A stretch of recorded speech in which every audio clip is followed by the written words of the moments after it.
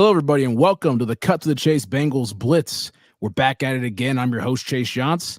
Next to me, Justin Lacey. What's going on, Justin? I'm excited, man. The 2024 schedule is finally here. A lot of emotions, immediate reactions have happened, over the course of the last 24 hours since the whole thing has kind of just went live. And look, I'm excited to talk about it, man. I've had a day to digest everything, and then I'm just kind of just ready to dive into it. So I'm doing fine, bro. Most definitely. Glad to hear. And again, the schedule dropping, it's like the last thing right before this break in the offseason that we're going to have before training camp and the dog days of summer are about to Right. hit. And sports, Hmm. the sports that we all care about, trickling down right now, but the season's almost near. Like the video, subscribe to us if you're listening to the audio. We appreciate it. Share it, like it. Again, I say this like every single show. There's so many places to find podcasts. You can see our faces. If you don't want to see our faces, just listen to us. The audio sounds pretty good. So, if you like that, just like it for that, just that, the good stuff there. But, again, the schedule came out on Wednesday night, Wednesday, May 15th. There was a lot of leaks throughout the day. I will say I didn't have a whole lot to do since my jobs don't start for a couple of days. But I was refreshing Twitter the whole day. I'm gonna keep it real. I was refreshing Twitter the whole day. I was like, are there any leaks with the Bengals, any night games, any this, that, all the other stuff? But overall, wait till 8 o'clock, see the entire thing come out and see the official stuff. And here is our official look at the schedule. Everyone's probably already seen it at this point, but we want to go back through.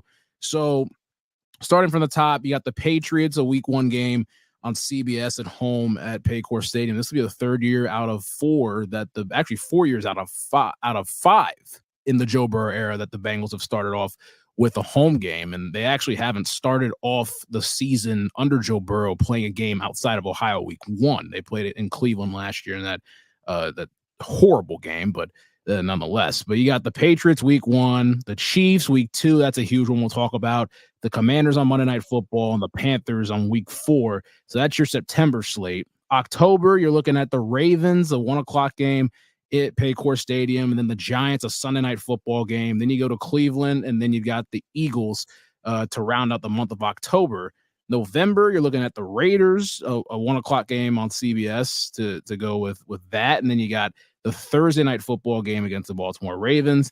And then you got the Chargers game after that, and a bye week, week 12, right before Thanksgiving, which we will mention that bye week coming at a later date, which is big for us. And then week 13, you got the Steelers. The first matchup with the Steelers will be December the 1st at 1:00 on CBS. And then you've got the Cowboys, the Titans, the Browns, and then the TBD date with the Broncos later on in December. And then to round things out, you go to Acrisure Stadium against the Pittsburgh Steelers to end the season, hopefully en route to the playoffs.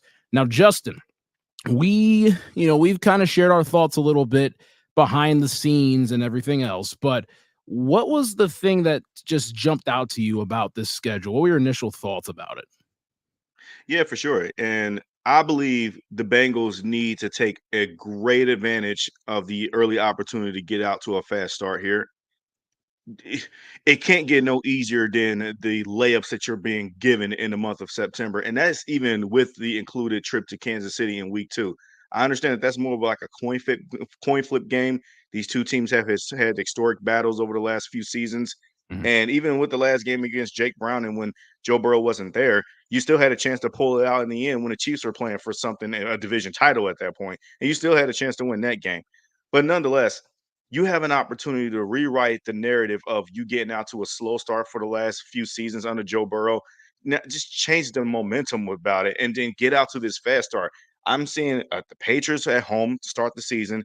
Then you're at Kansas City. I get that coin flip. But even if you do lose that game, it's like, okay, it is what it is. You get them out the way, whatever. You might see them again in the playoffs, and we'll be ready for you then. But then you get the Washington Commanders at home on Monday Night Football. Like that team, while I like some of the moves that they've been making, they don't stand it. I don't think that they stand on your level as a Bengals fan. Saying that as a Bengals fan, but I'm also saying that as an NFL fan as well too. They don't stand on the same level as the Cincinnati Bengals. Jayden Daniels is going to enter this NFL season as a puppy and a rookie, and we don't know what kind of reps he's going to get. I'm sure that he's going to be the projected starter during that time. I don't think they're going to just hand the keys to a vet. I think that they're going to go with him, just throw him in the fire. Well, you're going to do that against Joe Burrow, who already been there, done that, and also has taken this team to the highest level possible. May not have won it, but it's really an early challenge for the Commanders more so than the Bengals. The only thing that Bengals fans are going to get somewhat leery over is the primetime factor of it, with it being a Monday night game. But this Bengals team has performed well in primetime at home under Joe Burrow, in the Joe Burrow era, I should say. And Yeah. then you round that out at a road trip at Carolina. Again, I don't know what to make of this Carolina team. They've had some good pieces added some good pieces into the draft, I should say. But I don't know what kind of jump Bryce Young is going to take in year 2. He had a pathetic year 1 as a rookie. Not a lot of his fault, but also because he's young, they don't really have a lot of talent there. So the NFL gods, I feel like, have gifted the Bengals a glorious opportunity. And I haven't been able to say that in years past, because we always go with this notion as Bengals fans that when the schedule gets dropped, we kind of find something that we don't like about the schedule first. Number Mhm. one thing is how many primetime games we get. If we only get 1 or 2 and everybody gets like 1,000, we're mad about the number of primetime games we get. Well, we got 5. And before, my complaint was, well, the Bengals had like out of, like, I think in 2022, when we mentioned in episodes in the past, all 3 games in the division on the road were in prime time, and that wasn't fair because the Bengals had just won the AFC North the year prior to that, and they Yeah. can't get a home primetime game against their division foe. Mhm. That's suspect. Well, that kind of gets neutralized a little bit because you got the Cleveland Browns. That's We'll true. get there as we talk a little bit more about it, but Yep. a lot of the deficiencies that you've had in years past have kind of just like rectified themselves. I think it's just a nice balance. And the Bengals, though, even though there's going to be some tight window spots where you're going to feel like, ugh, this schedule is going to be kind of nasty a little bit in this particular area, it still works itself out. Like you get a nice break, then you get the jam packed schedule. Like, for example, like the 10-game stretch, I'm sorry, like the 10-day stretch, and you're playing 3 games during that time window. We'll get into that. But my number one opportunity is that the Bengals have like the perfect opportunity, just eyeballing the schedule from start to finish, to be able to achieve everything that they set out for the regular season. Yep. Best record in the AFC. Joe Burrow starting an MVP campaign, wiping the floor with everybody on this team, like on the teams that they go against. Like that opportunity is right in front of them. When you get out to that fast start, you're going to see you can get the ball rolling pretty good here, and then Yeah. you're going to be a pretty tough team to stop. So that was my initial reaction when I first saw the schedule.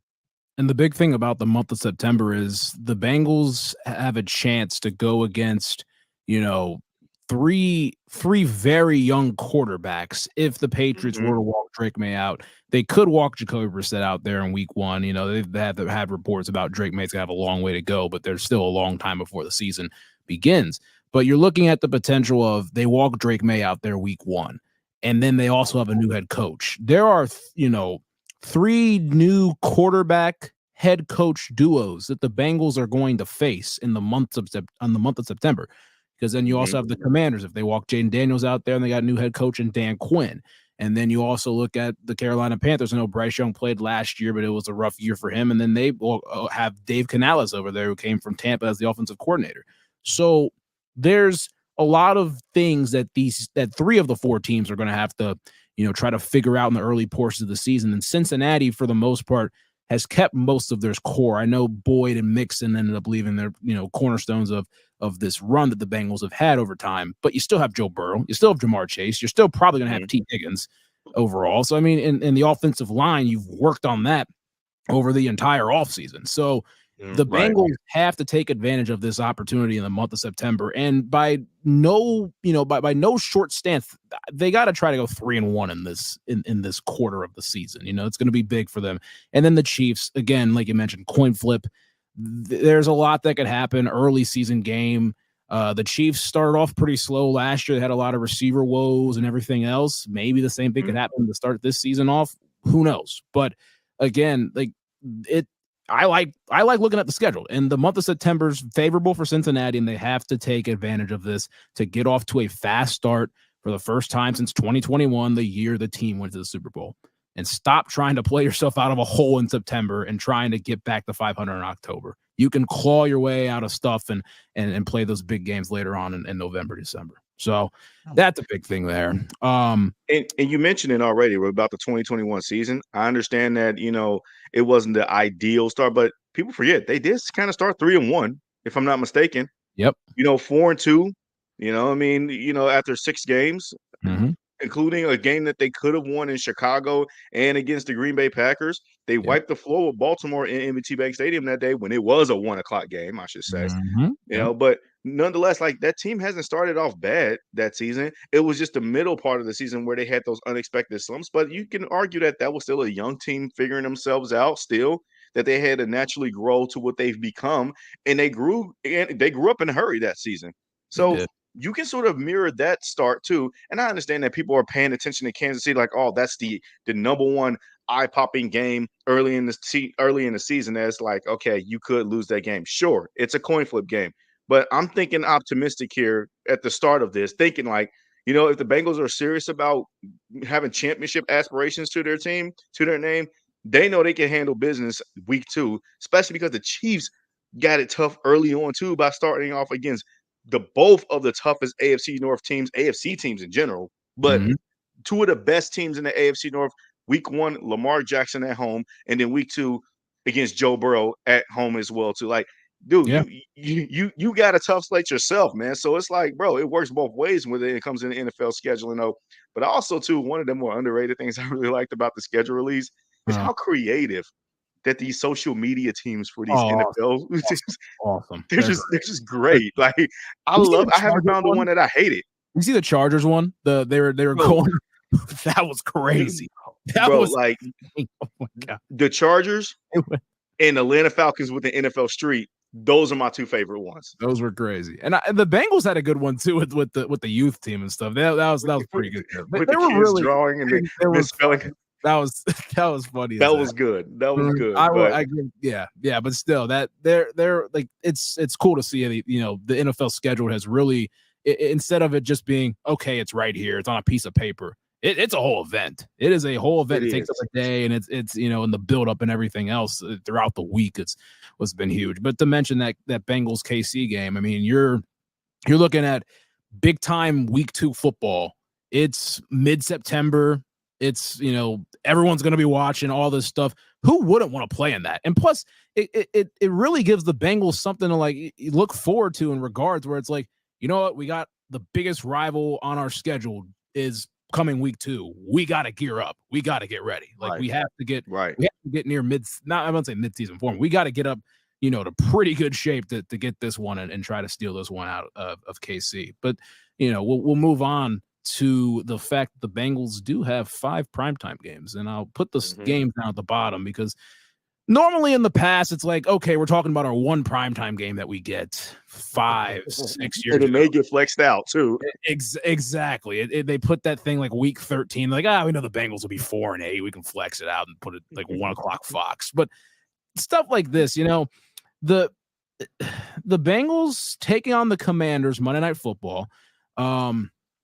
If I had to prognosticate, I think that's probably going to end up being the Ring of Honor and White Bengal night combined, like they did last year, the exact same week actually, and doubleheader as well with the Rams. But again, I don't have any insights on that.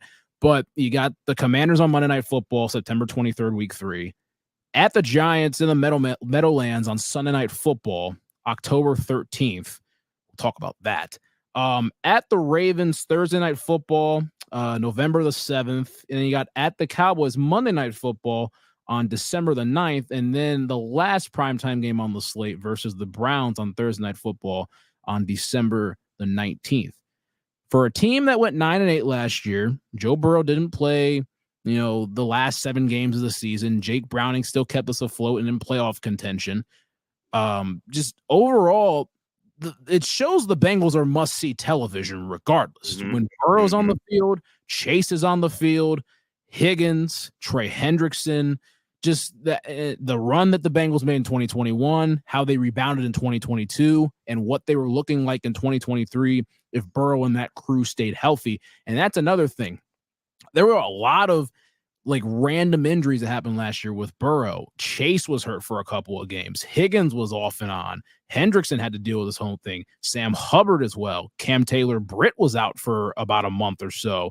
There were a lot of key pieces the Bengals were missing, and they still found ways to win football games down the stretch. And you have those guys healthy and everything. You're watching a must-see team on primetime and in the national spotlight. And not to mention with these 5 primetime games, you got the Chiefs at 425 week 2, like we just mentioned, which I will say 425 game of the weeks are pretty much the biggest game of all now. The ratings can show, numbers overall. It's the most viewed window.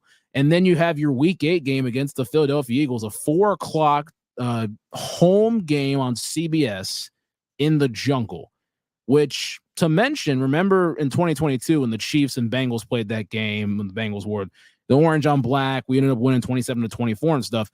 Before that game, the last time the Bengals played like a national 4:00 game in the jungle, week 3, 2009 versus the Steelers. And that was when Andre Caldwell caught a game-winning touchdown. So, I mean, I recall. I remember. And it's, the picture of that game is going to be fun. It just seeing Paycor Stadium when the sun's setting, all this other stuff. We'll talk about that Eagles game in a little bit. But when you saw these 5 primetime games come out and the 2 major 4:00 games, what jumped out at you? Like what matchup jumped out at you first?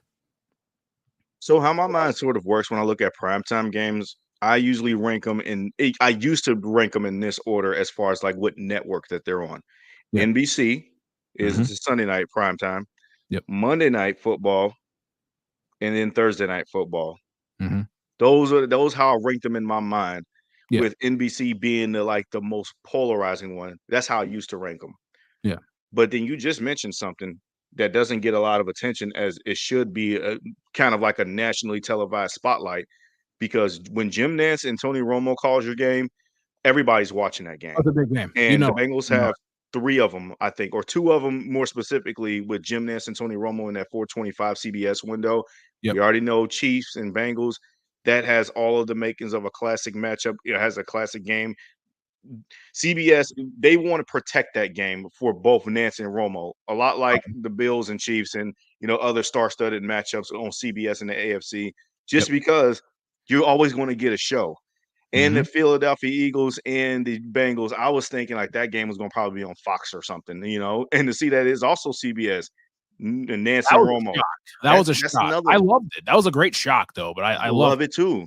Yeah, because that was another one of those things where it's like I try so hard. See, I'm the opposite of you. I try so hard to not pay attention to the schedule leaks because that stuff get on my nerves. It's like you just know how to tap into the emotional equity of of just fans in general. There was so many leaks about like, hey, the Bengals might have a week 5 bye, and I'm like, dude, I gotta get off of this. I don't need to hear this. And then to find out that the bye is week 12, we'll get to that. That was all I needed to see. But I used to think of ranking in this way in Sunday night football, then Monday night, and then Thursday night being at the bottom of the barrel, because Thursday night football, it just does not host great matchups, with the exception of Ravens-Bengals last year in M&T Bank Stadium before Burrow got hurt, obviously. That was the one that should have been one of the more entertaining Thursday night games on Amazon Prime. But I don't feel like NBC is the creme de la creme anymore. I just don't feel like it is. We got one. Let me ask you, why do you think it's not? Do you have like a, or did, what do you think? The reason why I don't feel like NBC is the creme de la creme anymore is because I think the more that fans are educated about media networking and marketing of certain players or certain teams, the less value that network starts to become. And the reason why I say that is because NBC has, and you can attest to this because you in my mind, we work basically intertwined together when it comes to recalling dates back when, like we can just pull stats out of nothing without thinking about it too much.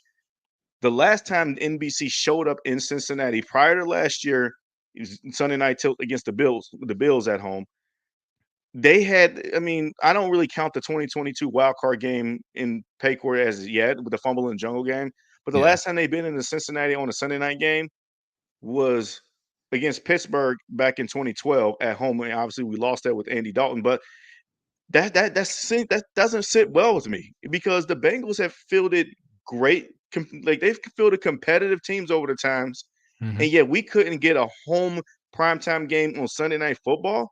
But you're so quick to put us. And again, 2022 was the one I feel like that the narrative changed for me, and It it needed to. And I needed to adjust my mind. Yeah. When the Bengals won a division in 2021, went to the Super Bowl. Then the next season in 22, when the schedule released, we was all talking about, oh, the Bengals got 4 primetime games. Hello, read deeper into this. 3 of those were against your division foes in their house. But when they play you, it's not on primetime. Now, the Bengals and Steelers end up getting flexed to a 4 o'clock game. I do recall that. Oh, Because and if to mention 2 of those road divisional night games were supposed to be on NBC. yes, They were yes, both on exactly. This NBC. We gotta mention that.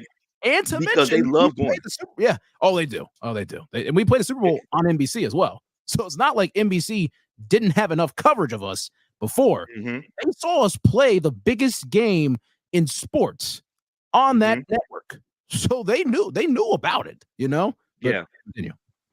It goes back to the whole they rather promote the popular brands and the players associated with their popularity than so that what is actually should they be paying attention to. And I think some of the personnel staff has something to do with that as well too. It's like, why don't you want to come to Cincinnati and see a football game here? Like, Yeah. okay, I understand that our city is not as eye-popping and flashy like a New York and whatnot, but that's why I took that element out of it this time. So I stopped Mm. thinking about it in that way. I know what those networks tend to think now, Yeah. and maybe it's just my theory, whatever. But I've seen enough proof in the pudding to prove that okay, yeah, it kind of seems like the Bengals really are not the number one of the top echelon choices when it comes to NBC's choosing to try to hey, we want that game. We want to go to Cincinnati for that game on NBC Network. Again, with the exception of the Bills last year, they came to Paycor Stadium last year for that. The Bengals Mm. won, but Yep. I think that was more induced because Buffalo's kind of like fandomness and their infatuation over Josh Allen and stuff. And I feel like that they want to try to promote that more so Yep. than the Bengals itself, even though the Bengals surprised everybody because that was a striped out jungle game and all that stuff. But nonetheless, I just kind of just pivoted to like it's nice to have primetime games. It's nice to have that nationally televised recognition where the spotlight's on you. But I kind of gone away with caring about the primetime games now. Like it's good to be acknowledged. It feels Yes. Yeah. great to be Mhm. acknowledged. Like I said, the Yeah. Bengals perform really well on primetime games nowadays with Mhm. the Joe Burrow era. Let me specify. Yes. But nonetheless, man, it's just another game. And the opponents that we're playing in these early windows of the season, Monday night against the Commanders here at home, that does have all the makings to be the Ring of Honor game. It's like, Yeah. why wouldn't it be that game? So I Yeah. do anticipate that one being an ROH game. And then the Sunday night at the Meadowlands and the Giants, I stopped looking at it as like, whoa, why is that in a prime to me? It is a head scratcher, but I'm going to look at it as an opportunity. Like, look, we get to see Burrow and Chase in the Meadowlands on Mhm. national TV. Yep. Same thing with as we talk later on, going to Dallas on Monday night. That's Oh, it's going gonna to be be fun. entertaining. I can't wait to talk You about know? that. We're gonna really get a chance to dive into that. I'm excited to do that. And again, kind of like that aspect of when you're talking about Burrow and Chase going to the Meadowlands, it's kind of like how when some quarterbacks go into Lambeau, you know what I'm saying? Like when Mahomes last year, his first again, the Packers the year before were a fine team, but Mahomes going to Lambeau was the big thing. And then I know the Packers ended up winning, which was Yes. the big story, but it's the historic aspect. It's a team Mhm. playing against the Steelers. It's a team playing, a couple years ago, like the Patriot games overall. And yeah, yeah. And I do want to specify. I think that the Sunday night game against the Giants, that might be the game where they debut their ugly. I don't know if people saw it, Oh, resurfing on geez. Twitter, those Woo, yeah. horrible throwback uniforms that look like Oh, colored pencils. I oh don't think that those look god. good at all. Oh my And god. if Those, they do wear oh, those that night, and I feel like that's probably one of the only times they're going to be in the spotlight for real like that, the Bengals better wipe the floor off you of them have with them ugly You, uniforms. you got to. There's oh gosh, I don't even want to think about the aspect of that. Yes, if the team's coming out wearing that, come on, man, Yeah, you got to be yeah. pissed off. Oh, really? You guys are gonna wear that on prime time? Come on, Kick their ass, dude. Come on. But hey, we'll be back on the other side of the break. We'll take a couple second break and we'll be right back here to talk about our bye week and go through some superlatives on the schedule. We'll be right back.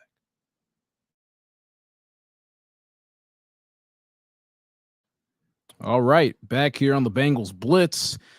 Our bye week's week 12. I remember Justin was mentioning about the rumors that were coming out about a potential week 5 bye, which I'll tell you this. I was at B-Dubs eating all-you-can-eat wings, and I almost stopped eating all-you-can-eat wings when I saw the potential week 5 bye come out, and I almost lost the appetite. I'm like, dude, early October? Are you kidding me? But nope, we traded in for late November, right before Thanksgiving and all that stuff. So week 12 bye. How do you feel about this, Justin? Because I feel pretty good about it with the NFL adding that that extra week in the season for week 18 and everything. But I wanted to hear your thoughts on it. I think that the bye is perfect for what the Bengals schedule aligns it to be. And I say that because if they take advantage of the early stages and the opportunities of going on an early run, this week 12 bye gives them the chance to regroup and to kind of think about like, okay, how our team is going to make adjustments to us before we go on our next run and then eventually into the postseason and kick ass there. If it was an early window of just tough game after tough game after tough game, then I wouldn't really care. Then I would be concerned. Then I would be like, okay, can we move that by like week 8? But realistically, I think they're doing the Bengals a solid here when it comes to the schedule. They may not intend to, but I'm looking at an opportunity to where even though you got the two road games at Yeah, Baltimore, at the Chargers, get a mini that bye. Thursday night against Baltimore, and then the road game at the Chargers. That's a 10-day break between those two games right there. Mm-hmm. So, and then after you go on that long West Coast trip to the LA Chargers, which let's be honest here, Bengals fans, our guys travel well. There are going to be a ton of Bengals fans in that stadium. They remember us from being in the Super Bowl, and there are a lot of people, the local Cincinnatians, that has moved out west and migrated as LA Californians now, that they're going to be happy to travel out to SoFi Stadium for that game, even though the ticket prices are going to be through the roof.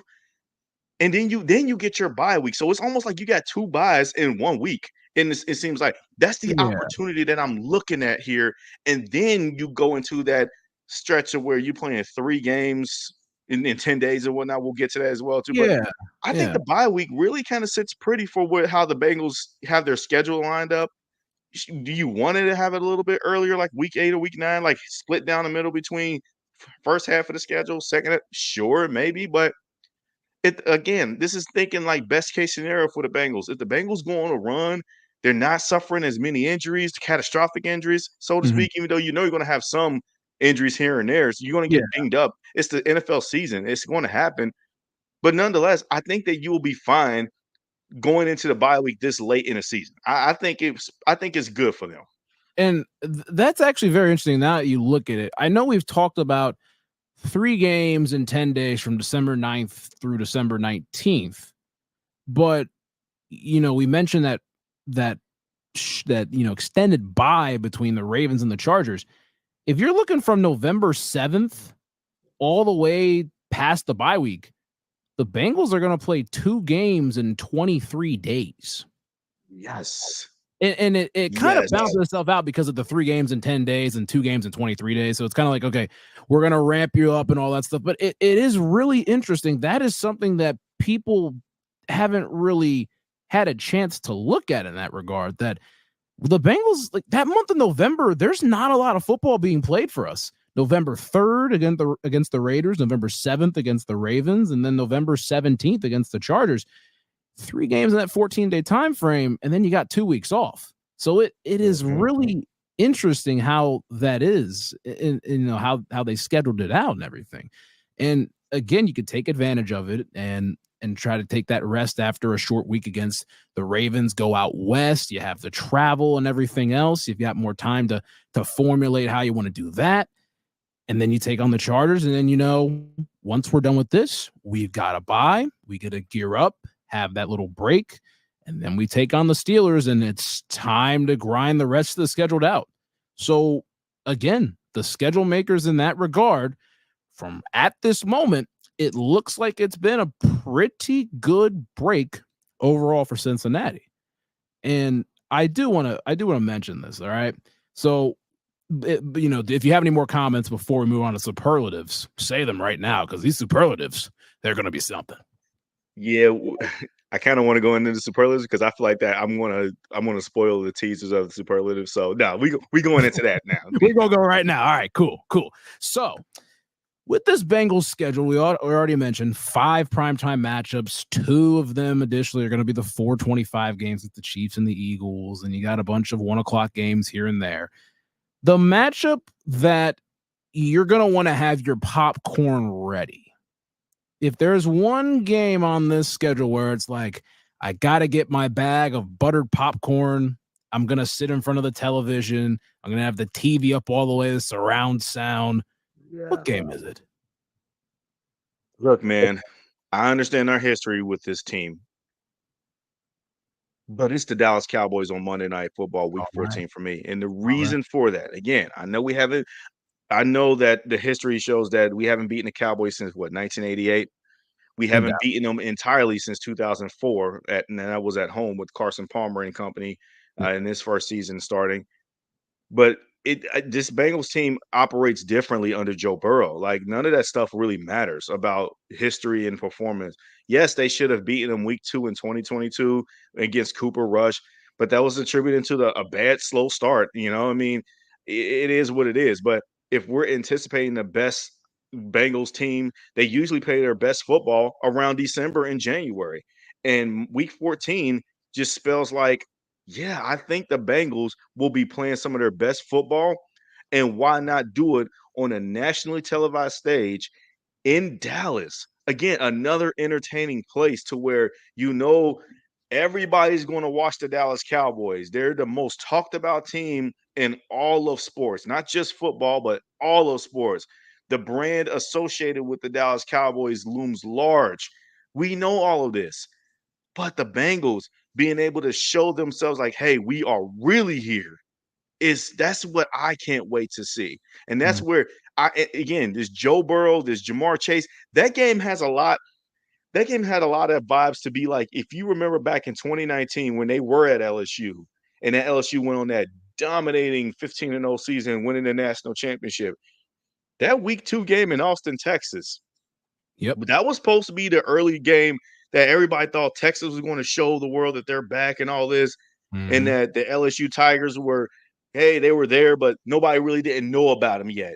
But then that game happened, and then that famous 3rd and 17 pass to Justin Jefferson that Joe Burrow made off of a broken play, and then did the little, the wave to the crowd, pageantry wave to the crowd because he said they were like talking trash throughout that game and just sent them home. Yep. That has the makings for all of that to happen on that Monday night game. And it has the potential. Again, this is thinking everything, best case scenario, if everything can go right. And we know this football is going to football and the ball is going to bounce in different directions. Maybe we lose games that we shouldn't have lost, whatever the case may be.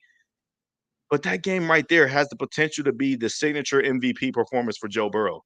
If he is going to have the MVP game, I don't think that it's on, again, nationally televised games tend to do that for you. Joe Burrow should have won MVPs in a couple of years, but it was sort of like it was outplayed because another quarterback had better stats or whatever. In the record But too. And a better record, and it all falls in line. So you got to have like the best record in football and all that stuff. But I think that one right there can be kind of like how he had his Heisman moment against Alabama that 2019 year. Yep. That could be like his MVP moment right there. Again, I think that he's going to perform really great this season. He seems like he's a man on the mission. Seeing him throwing darts and bombs and OTAs. Oh yeah. OTAs video. I got to see it in actually live film.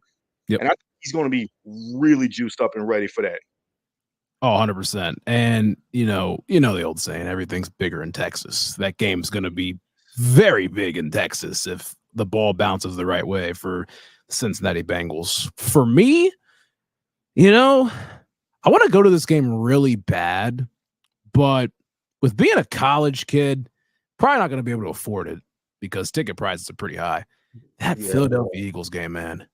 We talked about it briefly, but just you've got Hurts and Burrow, 2 of the richest men in football. And then you've got Jamar Chase and T. Higgins, A.J. Brown, Devonta Smith. You're going to have some of the best receivers in the game of football and some of the best quarterbacks in the game of football dueling it out right on the Ohio River.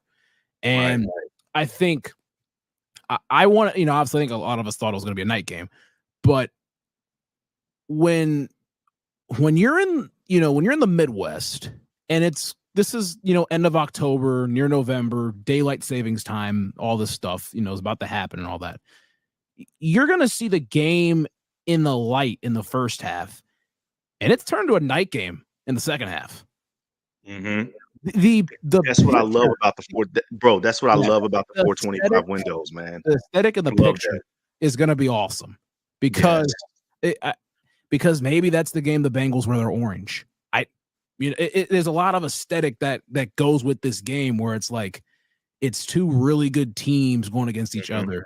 It's at the unique 425 matchup and everything else. So all the surrounding factors with it, Nance and Romo, the CBS music, everything about it just makes me smile. And if I had the Martin Scorsese meme of "This is cinema," I would post it on here because it really is, though. I cannot wait for this game. I will have a huge tub of popcorn for this, probably literally. And I will be hoping the Bengals can get this victory and propel them into the next week. So that game it jumped out at me, being Halloween. It's Halloween weekend, trick or treat weekend, all this stuff, so it's going to be a very fun matchup. I'm excited to see what that Eagles Bengals game and the Cowboys Bengals. I mean, wow. I mean, that's going to be fantastic as well. Now, before we get to that, just to touch base on the Eagles game, I will give credit to the little schedule leakers because they did get this one correct. Week 8, 425. And to your point, just that the reason why I love the 425 window so much more, and then that's kind of become the new appetizing thirst, the bloodthirst for all of NFL fans to just watch on a Sunday. Because look, let's just be honest here too. Nighttime games, people get tired. They're ready to go to sleep. They don't really care unless you're at the game and unless you have the next day off or whatnot. You're tired. You want to go to bed. West Coast. But that one does. That's one of the big dog matchups that the Bengals have to face. It's going to be a tough challenge. I think Philly's going to rebound this year off of. They were good last year. Don't get me wrong, but they collapsed really quickly at the end of the season, which led them to being a complete disappointment in the wild card round.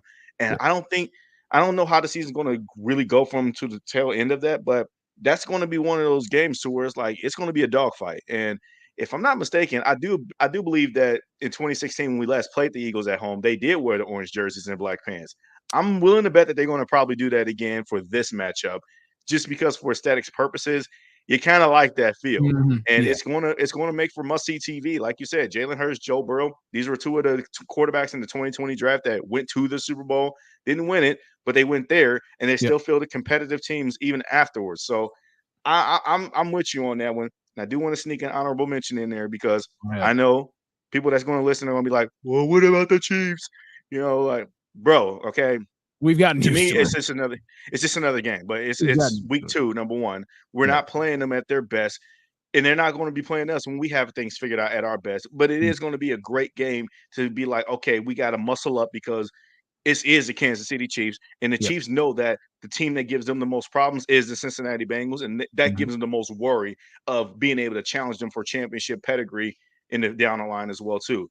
That's why I didn't bring them up as I gotta have my popcorn ready, even though I'm going to be sitting in front waiting to watch that game because of the classic hottest AFC rivalry and whatnot. But it wasn't my number 1 choice. Yeah, and we all know Bengals Chiefs. What's understood doesn't need to be explained. Have at it. Now the next thing, all right. I do a lot of the head scratching this and everything else in general. It's probably why my hairline's kind of jacked. So the matchup that'll make you scratch your head, and I'm not saying like, how the Bengals specifically match up with a team or anything else like that, but just like one where you're like looking at the schedule and you're like, really? That game's put at this time? I'll go first. The Giants on Sunday Night Football. All right. I know we talked about it.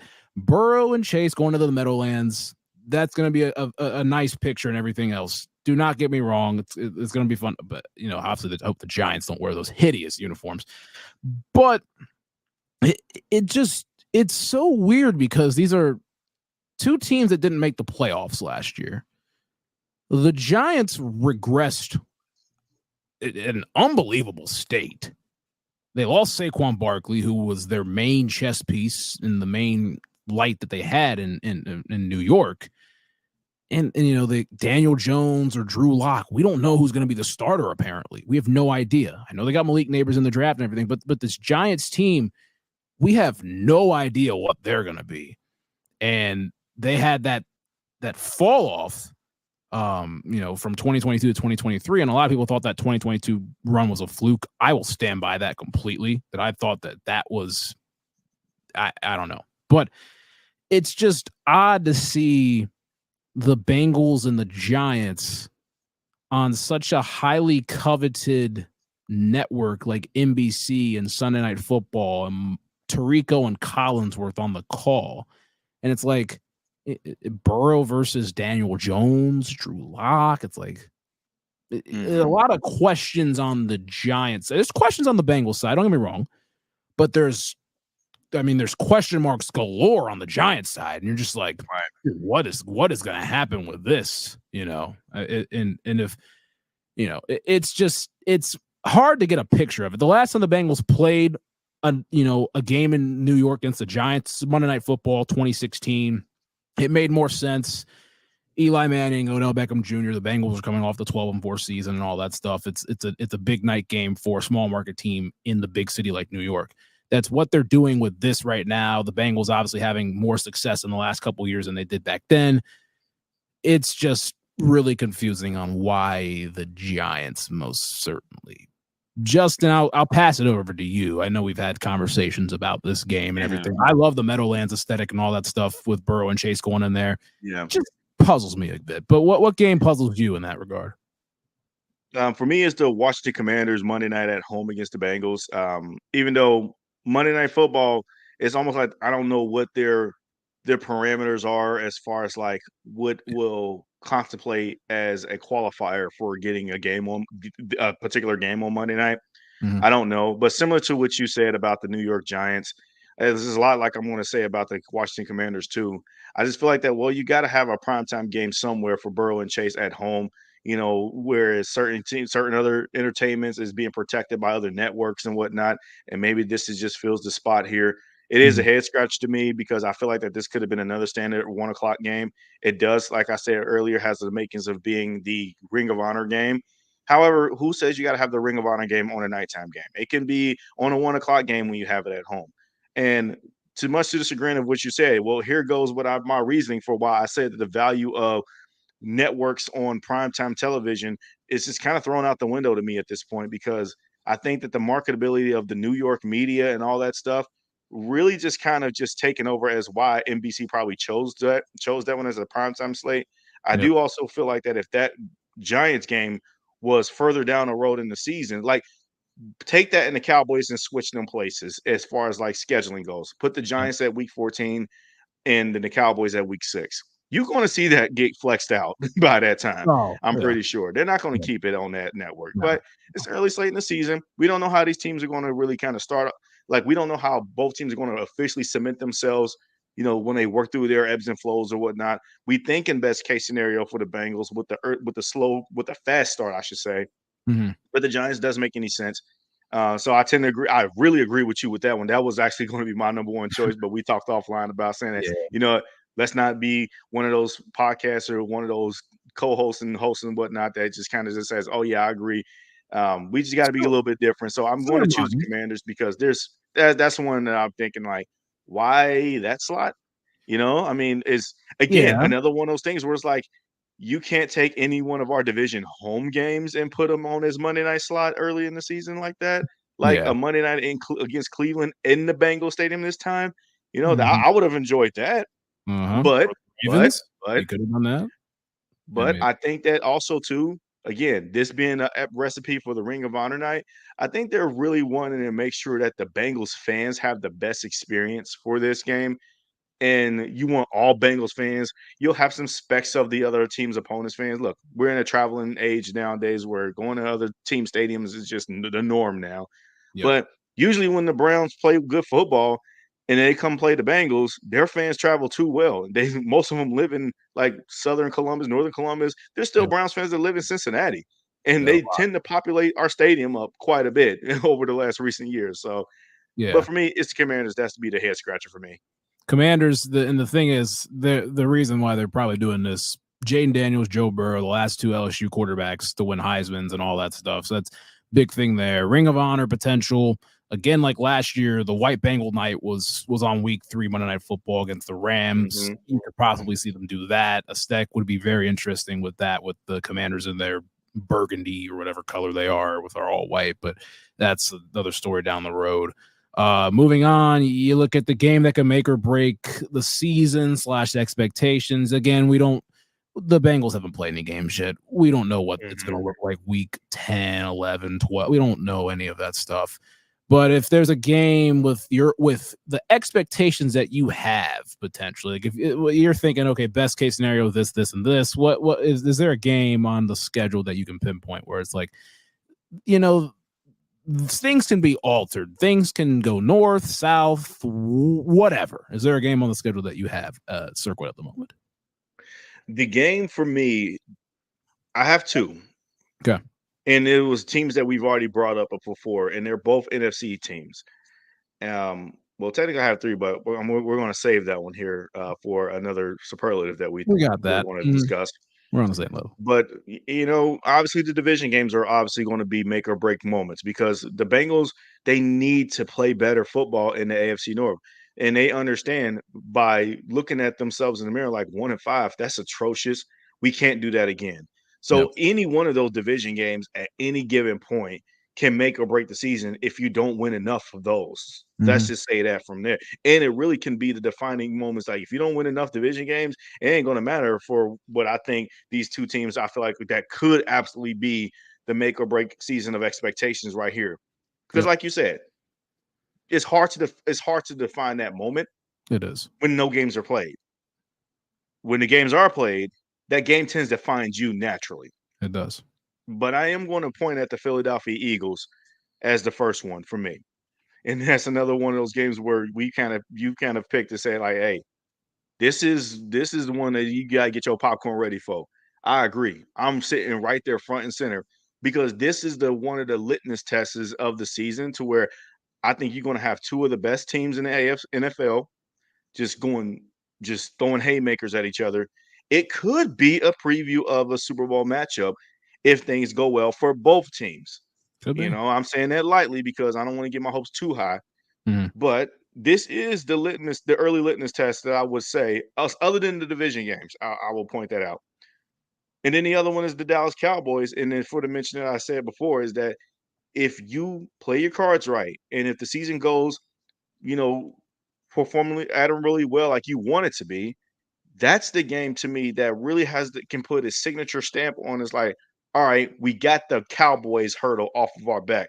And it will be such a sweet victory as far as feeling so good about getting this one just because of who it's against, for the branding purposes. It's nationally televised, and you have the quarterback morale for it, the quarterback morale boost for it for yourself.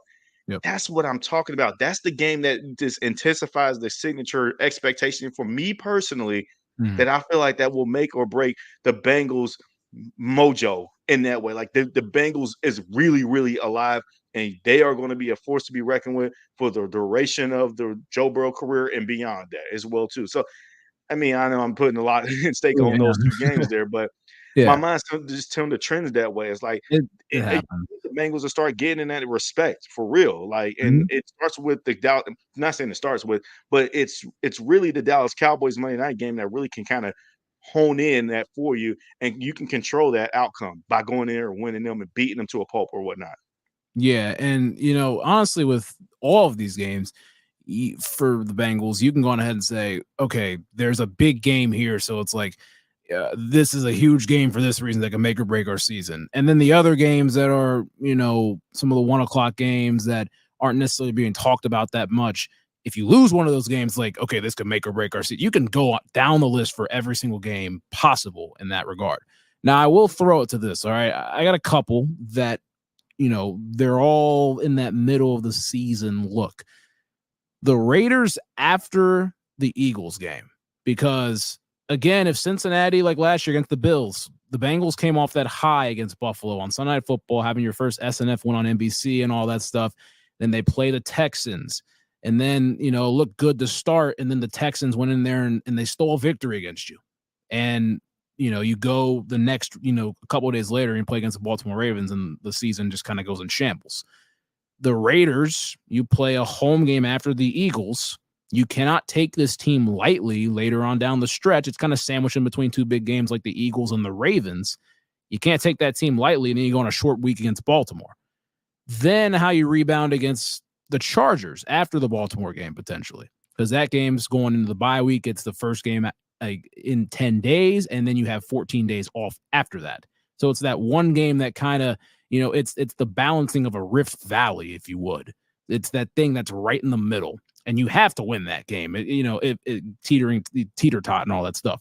And then the Steelers, the first time you play the Steelers, you got to split with the Steelers at least. You have to, because you had the Steelers December 1st, week 13 at home. You play them week 18, but the first time you play Pittsburgh, you got to go out there and set the tone against them. Russell Wilson's the quarterback. They did a lot of different movements, especially on defense and everything else.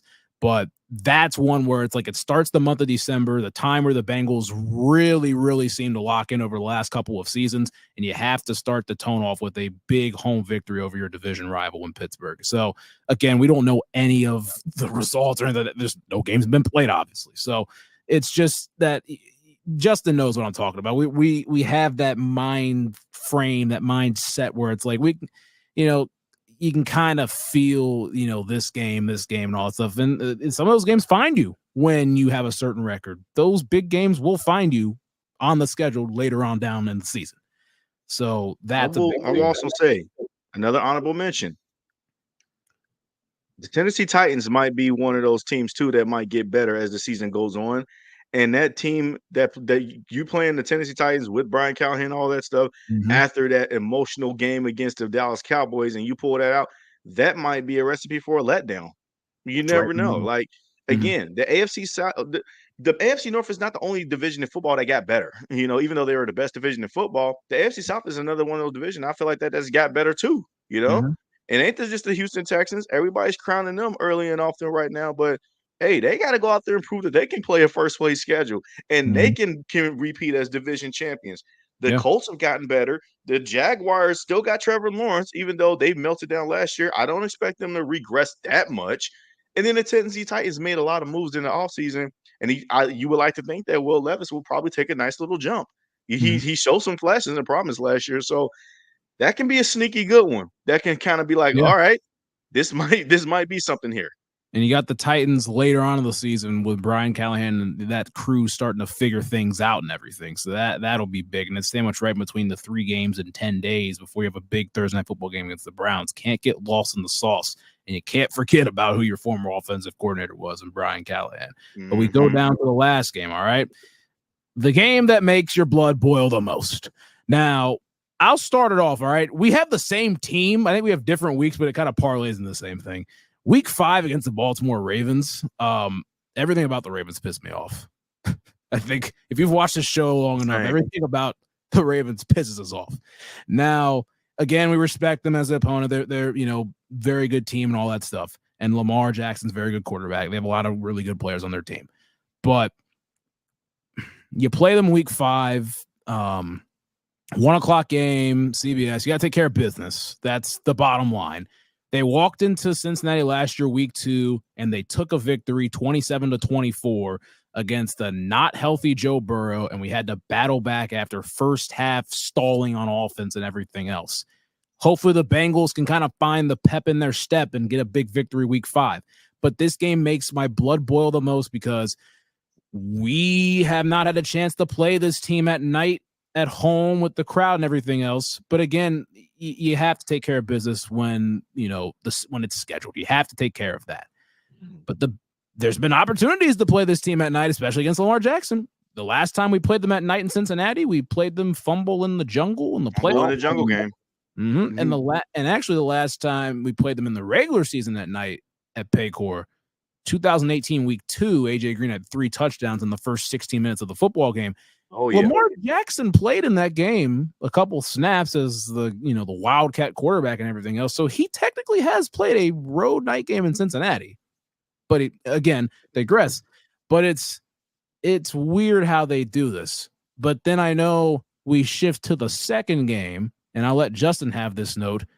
They give us TNF back-to-back years in Baltimore, 3 years in a row of night games in that tough stadium. What? Yeah, that makes me sick because it's like, okay, I understand Burrow versus Lamar Jackson is going to be must-see TV. Two of the best quarterbacks in the NFL. We know this. But why is that every time that we play the Ravens in recent years that it has to be in their house in nighttime football?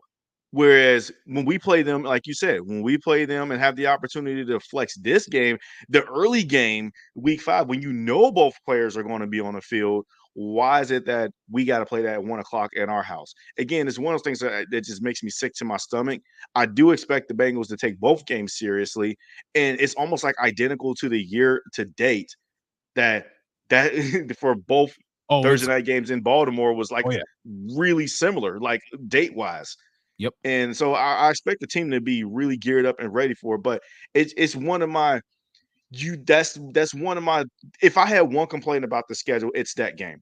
It's like, dog, you did us absolutely no favors by putting this game on Thursday night when you know that the home team typically wins these Thursday night games, and you have to put the team on the road at a disadvantage more so than not on a short week. I hate it. But more so I hate it because the Ravens just crowd at night is just super hostile, more so than Pittsburgh in those Big Ben years. This Ravens crowd during the Lamar Jackson era, man, it can get very intimidating fast. Like especially if they got a lead. It was very impressive to see Kansas City go up there and win and beat them in M&T Bay Stadium in the playoffs in the championship game. But we talking about a nighttime Thursday night football game. Now, I have a quarterback for it. I know that I do have the best quarterback of the two, in my opinion, between Burrow and Lamar Jackson, in spite of his 2 MVPs. Yep. But it still doesn't really kind of give you the recipe of a gimme win or even a coin flip win. Do the Bengals have the ability to go in there and win this game? Sure. Burrow did throw the pass to give him a lead before he hurt his hand and then missed the rest of the season. And then they just had luck, literally luck just bounced away, into getting that win. But this game right here, man, it just spells like, why? Like, why would you do this? However, that's really the only complaint because, as I mentioned earlier in the show, I don't have any complaints regarding the remaining of the schedule just because they kind of did the Bengals a solid. And there are going to be points like this to where you got to point out and be like, I don't like this, but you got to deal with it. You got to swallow those pills. You know what I mean? Look at what other teams in the division is facing. But yeah, no, I'm with you, man. Both games against the Ravens, those games make my blood boil the most because if you're talking about rivalry, this is the nastiest rivalry in all of football. Everybody's going to go off of, well, Lamar Jackson owns the Bengals. He has an 8-1 record. Yeah, you played them most of the time when Joe Burrow was either hurt or not available, or you played them with teams that when we were just flat out bad. The Bengals also have Joe Burrow has Lamar. I mean, I'm sorry. The Bengals with Joe Burrow healthy has the Ravens number 2. Don't forget about that now. But then they're going to say, well, Lamar Jackson was hurt when he could have played some of those games. And one of the more underrated things that doesn't get talked about in that fumble in the jungle game is that he could have played in that playoff game and didn't even show up. He didn't even he wasn't even on the sideline with his team. Yep. So with that being said, it's like I can't even really take that injury thing seriously for real. But at the end of the day, it is what it is. The schedule is going to schedule how it did. Yep. I mean, the schedule's already out now. It's played out how it is. We gotta roll with the punches. The Bengals have 2 Thursday night games, so you have 2 opportunities to right the ship on both ends and against both division opponents, one at home, one on the road. I hate that the game on the road is in Baltimore this time around, but it is what it is, man. It does make me sick, but you got to get through it, and you still got to go out there and show and play good football. Yeah, and again, Thursday Night Football, they did schedule 12 divisional matchups this year on Amazon Prime, so that was interesting in that regard. And again, with mentioning it's almost near the date that happened with Burrow. He got hurt on November the 16th of 2023. This game's going to be November 7th of 2024. It's almost going to be very eerily similar, but nonetheless, you play the games when they're played. It's gonna be fun to watch. It's still Burrow versus Lamar, hopefully in prime time. So hopefully for a great season for the Cincinnati Bengals. But this was a fun time to talk about the schedule. This is really the last big thing before training camp happens. You know who you're gonna play, when you're gonna play, what time you're gonna play. Now it's time for the teams to roll the ball out and get some practice in about 2 months and play it and see what happens. I mean, we're at that last leg of, I'm not gonna say last leg. We're at that last leg before this big break in the offseason and then training camp. And now it's all right. 2024 NFL season. We're juicing this thing up. It's on after that. I'm excited for it. But again, Justin Lacey, again, thank you for coming on and all that. We got some stuff coming for you guys overall coming to the summer and the fall and stuff with the Bengals Blitz. Justin Lacey, Chase Younts. We'll see you guys next time.